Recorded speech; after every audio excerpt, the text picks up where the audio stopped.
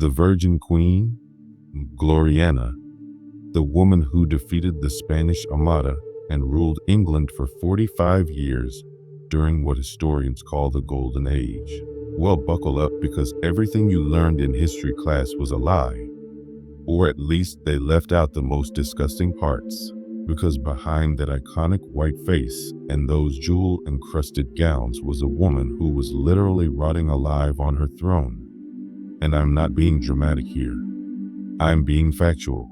Today we're diving into 5 absolutely horrific hygiene practices of Queen Elizabeth I that your teachers definitely did not tell you about. And trust me, by the time we get to number 5, you're going to understand why foreign ambassadors were writing official complaints about the smell. This isn't just about bad hygiene though. This is about how a queen's disgusting habits became a weapon that kept her in power, and how everything we celebrate about England's golden age was built on a foundation of literal filth. Elizabeth's sugar addiction. Now when I say addiction, I mean full-blown, life-destroying addiction to sugar. And in the 1500s, sugar was rarer than gold. We're talking about a commodity that came from distant colonies and cost more than most people's yearly wages, something only the ultra-elite could even dream of touching. Elizabeth consumed sugar like a modern drug addict. Candied violets for breakfast, marzipan sculptures at lunch, desserts absolutely dripping in syrup for dinner, every single day. But here's where it gets absolutely insane. She used sugar to clean her teeth. Yes, you heard that right. She mixed sugar with herbs and ground it into a paste, thinking she was maintaining her dental hygiene when she was literally accelerating her own tooth decay. By the 1590s, her teeth were black and broken, and her breath was so foul that courtiers would physically step backward when she spoke to them during conversations. Her speech became slurred because she was missing so many teeth that she couldn't pronounce certain words properly anymore. But the sickest part? The ladies of her court copied her. Noble women were blackening their own perfectly healthy teeth with soot and charcoal because they thought black teeth were fashionable. They genuinely believed it was a sign of wealth and status because the queen had black teeth. Elizabeth's dental disease literally became a beauty trend, and people were willingly destroying their mouths to look like her. Now let's talk about bathing, or more accurately, the complete avoidance of it.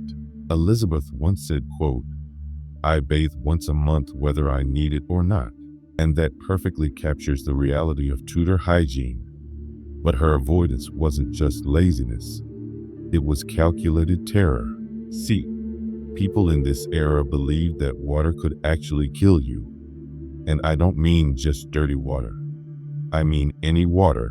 They thought bathing opened your pores to deadly miasmas, which were supposedly poisonous airs that carried the plague. So getting in a bath was considered as dangerous as drinking poison. Elizabeth would go months, literal months, without touching soap and water. Her daily hygiene routine involved servants stripping off her linen shifts, which were basically undergarments that absorbed days or even weeks worth of sweat, dead skin, and bodily fluids. The theory was that the fabric pulled toxins from her body so she didn't need to actually wash, just put fresh cloth over the accumulated filth.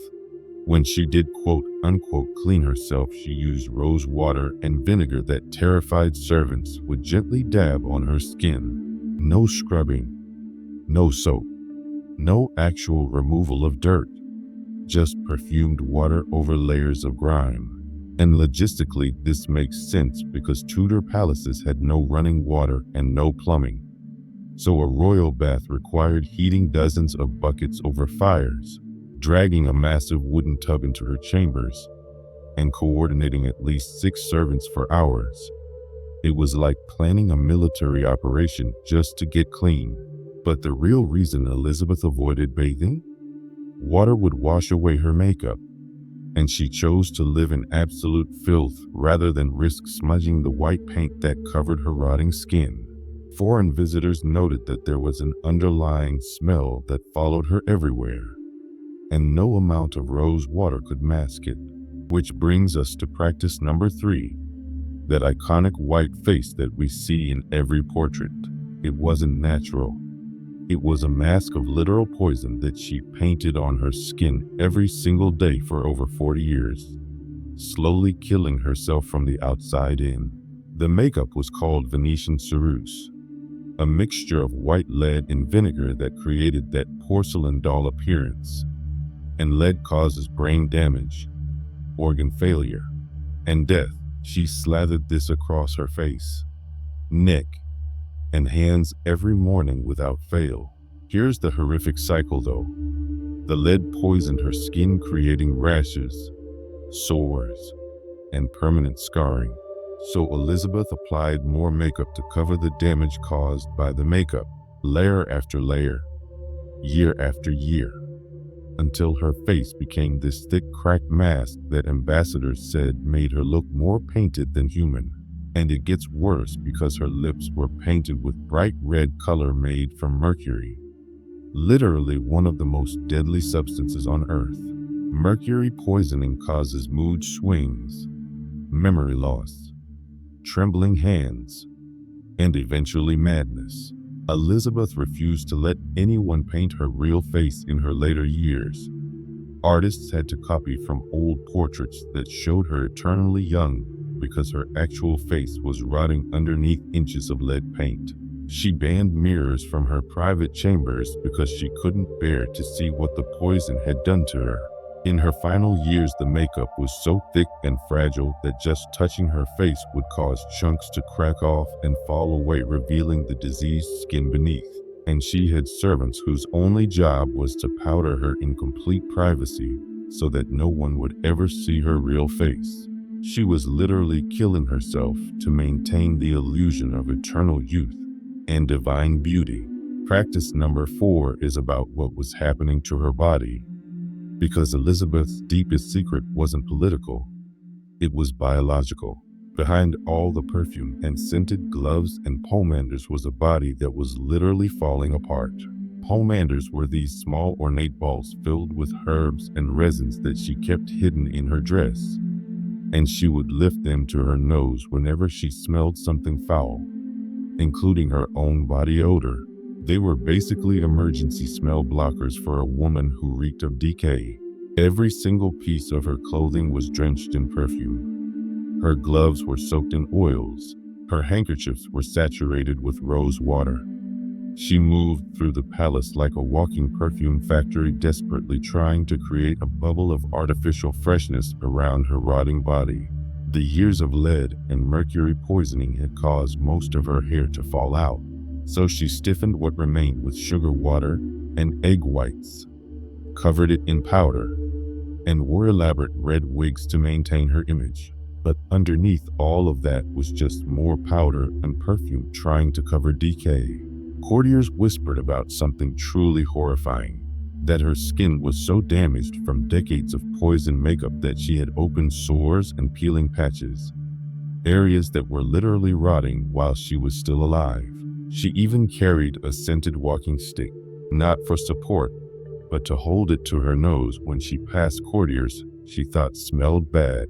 The irony of the woman who smelled the worst protecting herself from everyone else's odors is actually insane. She banned anyone from seeing her without her makeup and had private servants who would powder her shoulders and arms in secret, because the lead poisoning had left visible damage across her entire upper body. She was literally afraid of herself, trapped in a body that was betraying her every single day. But underneath all of that was just more powder and perfume trying to cover decay. Courtiers whispered about something truly horrifying, that her skin was so damaged from decades of poison makeup that she had open sores and peeling patches, areas that were literally rotting while she was still alive. She even carried a scented walking stick, not for support, but to hold it to her nose when she passed courtiers she thought smelled bad. The irony of the woman who smelled the worst protecting herself from everyone else's odors is actually insane. She banned anyone from seeing her without her makeup and had private servants who would powder her shoulders and arms in secret because the lead poisoning had left visible damage across her entire upper body. She was literally afraid of herself, trapped in a body that was betraying her every single day. And finally, practice number 5, the one that foreign ambassadors actually complained about in official reports: palace sanitation. Behind the golden halls and silk tapestries was a revolting reality that got so bad the queen had to abandon her own homes just to escape the stench. Tudor palaces had no toilets, no plumbing, no running water, which meant human waste was everywhere. Elizabeth's personal toilet was called a close stool, which was basically a fancy wooden chair with a ceramic pot underneath that had to be emptied by hand multiple times a day. And this job was done by a nobleman called the groom of the stool, meaning a royal courtier's entire job was handling the queen's waste. The rest of the palace used chamber pots that were dumped into cesspits beneath the floors, and workers called gong farmers would crawl through underground tunnels at night carrying buckets of human waste through the same hallways where Elizabeth held court during the day. The palaces burned herbs constantly, lavender and rosemary and sweet marjoram, trying to cover the overwhelming stench. They scattered flowers on the floors and laid down straw soaked in oils, but nothing worked. The floors were covered with rushes, which were like medieval carpets made of grass and herbs. But these weren't cleaned for months, and underneath them accumulated dirt, hair, food scraps, spit, vomit, and worse. Foreign ambassadors wrote home about the foul and putrid smell that hit them the moment they entered English palaces. Elizabeth's solution? She didn't just live with the smell. She literally ran from it. She moved her entire court from palace to escape the filth. And when the smell of accumulated waste became unbearable, she would pack up hundreds of courtiers and move to another palace, leaving the first one to air out for months before anyone could return. So there you have it. The truth about Gloriana. The golden age of England was built on a foundation of human waste, toxic makeup, rotting teeth, and a queen who was slowly poisoning herself to death while living in conditions that would be considered worse than a modern prison. The Virgin Queen wasn't clean or pure or divine. She was a master manipulator who turned her own decay into a weapon of power. If you want to see more shocking historical truths, make sure to subscribe, because next time we are covering the horrific eating habits of Henry VIII that honestly make Elizabeth look like a saint.